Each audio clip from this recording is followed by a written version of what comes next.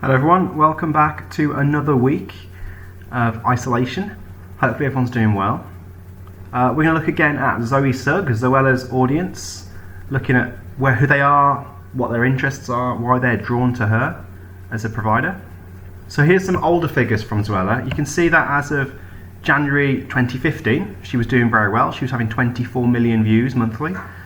And she has the occasional spike. It's usually around Christmas. As you can imagine, people are off. People are in the house because it's cold. They're not going out with their friends for the summer. And she obviously does a lot of Christmas content, as you've probably seen from Eurovision last week. But overall, you'll see she's gone from an average of around 24 million views to an average of around 13. So she has almost halved her monthly views. And her monthly subs, 300,000 average in 2015. Across 2 years, well down into the, below 100,000 a month.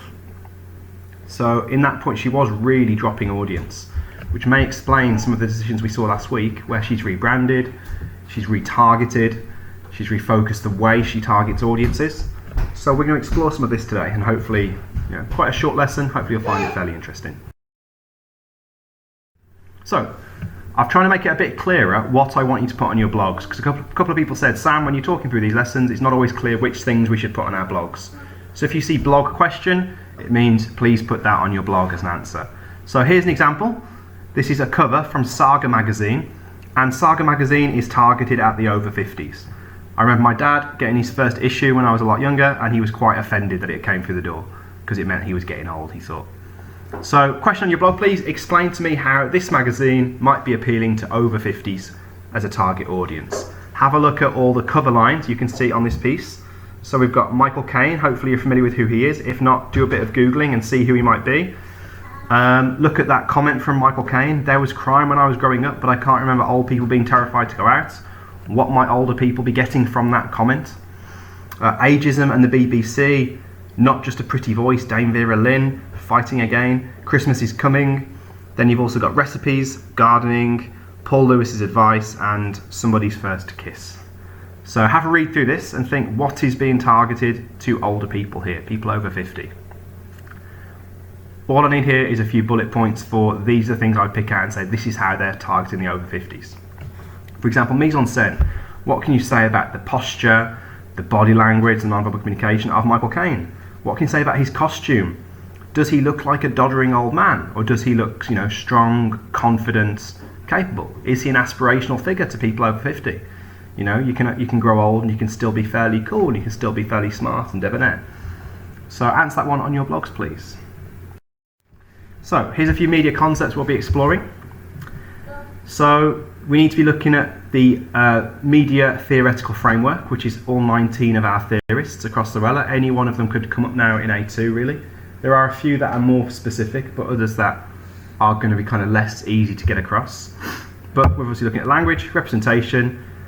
Within all of these, you'll be looking at technical codes. We're looking at mode of address in Zoella's videos. We're looking at how she constructs and mediates to represent her message, and how she positions us, or her audience. For many of us, it's not you guys, is it? But we need to pick out who they are and how they're positioned. Are they positioned as adoring, aspirational fans? Are they positioned as people on an equal level to her? Where does she stand? So, ignore that, because this is what I would have done if I would actually taught this. I'd actually get you to talk these through. But if any of these are a mystery to you, please just Google them or go back through your notes. Hopefully they all make sense. I did just talk through them for you. So, blog question 2. Here's another similar example. This one is a very specifically targeted advert. Hopefully we're all familiar with who Lady Gaga is, unlike Michael Caine. So identify a target audience for this advert and explain how the audience has been targeted. Exactly the same as with Michael Caine. Who is the target audience for this ad? So those of you who do business, you might look at the difference between target market and target audience. Who is meant to be seeing this advert? Who's actually buying the product? Who's the product for? I'm assuming that Lady Gaga's fame is a women's perfume. Excuse the sound of my little girl shouting in the background. It's a women's perfume. But arguably, this advert may be aimed at men. Tell me why, perhaps. There's a few things you can explore here. Or tell me why women would be drawn to this. Tell me why men would be drawn to this. Why has she got little tiny naked men climbing all over her? Things like this. Anything you can pick out that might encourage an audience. There's a fair bit of enigma being generated here. Hint, hint. if you're using rolling baths. So, question there for your blog. And here, just a quick reminder on psychographics. We started covering these in the very last weeks of term. Many of you had stopped coming in because there are a lot of fears around COVID-19, understandably. So really quick recover. Psychographics are the psychological makeup of who our audience are. Lots of different things come into this. So part of it on the left here is Maslow's hierarchy of needs. Those of you who do sociology or psychology are probably already familiar with this. But effectively at the bottom of the pyramid is the things we most need. If right now you crash land on an island, you probably wouldn't be thinking, I'm going to sit down and do some meditation. Instead, you'd be thinking, where am I going to get water? Where am I going to get food? Where am I going to get shelter? How can I get off this thing? So straight away, your physiological needs are the most important. The things that are keeping you alive, the things that are keeping you comfortable. Then you start thinking about safety, shelter. You want walls, you want, lock your doors and things like that. Belonging, you might start missing community once you've got those things met. You probably wouldn't miss people until you actually had some time on your hands to think about these things. Esteem, actually thinking about yourself, obviously the things you enjoy doing and stuff like that. And then obviously self-actualization is when you can go beyond that. You can start thinking about others, charity work, you want to raise a family and things like this. You work your way up to that point at the top of the pyramid. The 4 C's, which is Young and Rubicams, which are the cross-cultural consumer categorization. You don't need to call it the 4 C's, you can call it psychographics as well. It just comes into psychographics. So that is several different areas which make up the different kind of personality traits of our audience. The resigned is typically people who are very set in their ways. It's generally older people. It can be younger people. I'm sure you guys know some people your age who are completely set in their ways and do exactly the same thing every day. They wouldn't remotely think like going out on certain nights because that's when they watch Corrie. Strugglers, typically these are people who've got less economic income. So they are literally living on the breadline sometimes, struggling between paychecks and things like this. Young people can be there too actually, if you're living away from home and you're on a 0 hours contract, things like that. Mainstreamers, these people typically like things like, supermarkets, food, your typical mainstream things that families should do, for example, or mainstream things that young people should do. They fit into the mainstream of their group. Aspirers, they're seeking status, they're seeking to have the best gadgets, the best fashions, the newest top of the line things. They change their car every 2 years, they change their phone as soon as a new one comes out, those kind of things. Succeeders, similar to aspirers, but they are driven as much by having great things as having success and people assuming they're doing well. So again, they'd have to have the latest BMW, they'd have to be high up in their company, they'd have to be perceived to be succeeding. And obviously many of them are succeeding as a result of that. Explorers. Shh, I'm recording a lesson. Explorers, they seek discovery, things like travel. Are you helping? I'm sure my class will find this really helpful. Explorers seek discovery, things like travel. They might like things like meditation, yoga, those kind of things, religion even. And reformers, typically people who want to make things better, change things for the better, either politically, environmentally, socially, charity workers, things like that. So which of these are going to fit into Zoella's? Arguably many of her audience, because they're younger, are going to be aspirers. Because Zoella is a young woman who likes fashion, she likes fashion and she likes clothes, she likes recipes. These are all mainstream things as well. And arguably Zoella is very successful. She's got a beautiful house and quite an aspirational life. We could argue that she's a succeeder as well. However, there's going to be elements of her videos that fit into explorers. There's a great one where she travels to Amsterdam, which my class enjoyed watching last year, and a lot of them used in their exam as an example. She's going to fit across a number of these. She's also a spokesperson for a lot of charities like Mind, Mental Health Awareness. So arguably, if you're a reformer, you might be drawn to Zoella as well. She's going to want to tick a lot of boxes to position her audience to feel good about themselves. A lot of reformers feel quite good about themselves because they do charity work. If you're watching Zoella, she's making videos for Mind. She says, some of the donations, some of the profits from this video are going to go to this charity. You might get that cozy feeling thinking you're doing something good for the world. So lots and lots of reasons why you might watch a simple Zoella video. It's not just, I like Zoella, it's all these different things are coming into it, if that makes sense. And in your exam, you need to be able to target these bits and give me an example for each from her videos. That's the hard part, is that you need to say, well, Zoella talked about charity work here. She talked about mental health here. You need to actually pick all those out and have something in the bank of your brain that you can use. But when we come back, we'll go more into actually banking these things and getting them down so they're in your long-term. So, general appeals. Why do you watch a YouTube video? You know and like the form, you like the genre of a text. I'm not going to sit and watch a Zoella video. You guys are probably not going to sit and watch the same videos I do. You're not going to want to sit and watch, middle-aged men talking about movies. That's what I really enjoy. You like the star, you like the celebrity, you like the sports person. You might have a favourite YouTuber, I'm sure you all do. You might have a favourite person on TikTok, I don't know. I've not tried getting into that, not really my cup of tea, I don't think. I think I'm too old. You've heard about the text from another source. We've talked briefly about something called the two-step flow model. Effectively, if a friend that you trust tells you this is a good YouTube channel, you might listen to it and watch it. If a YouTuber that you respect says this is a great band, you might listen to them. If a celebrity you really like says this is the best film I've ever seen, you might go and watch that film, be more likely to like it. If me as your teacher says it, and actually you respect me, which you may or may not, you might like it more, in my opinion. If I say it and actually think, Sam's old-fashioned, he's completely out of touch, you might not trust me and say, I'm not going to watch that film. When you watch it, you might not like it. Two-step flow can work both ways, actually. Narrative construction has inherent appeals. The way that the video, the product is set up has got some kind of appeal. Zoella might be leading into a twist. For example, the X-rated car chats, she slightly misled us, didn't she? Because she made it seem like she was going to be having a much more candid, maybe rude conversation, and really she just dropped a few swear words here and there. It was more just a casual conversation. Your ideology matches that of the text, and this is a really seemingly complex theory. So a Marxist critic called Althusser called it interpolation. Basically, it's a shared ideology. So effectively, if you are left-wing and you read a left-wing newspaper, left-wing person reading the Mirror, you're more likely to go along with it. If you are right-wing and you read the Mirror, you might be quite offended by it.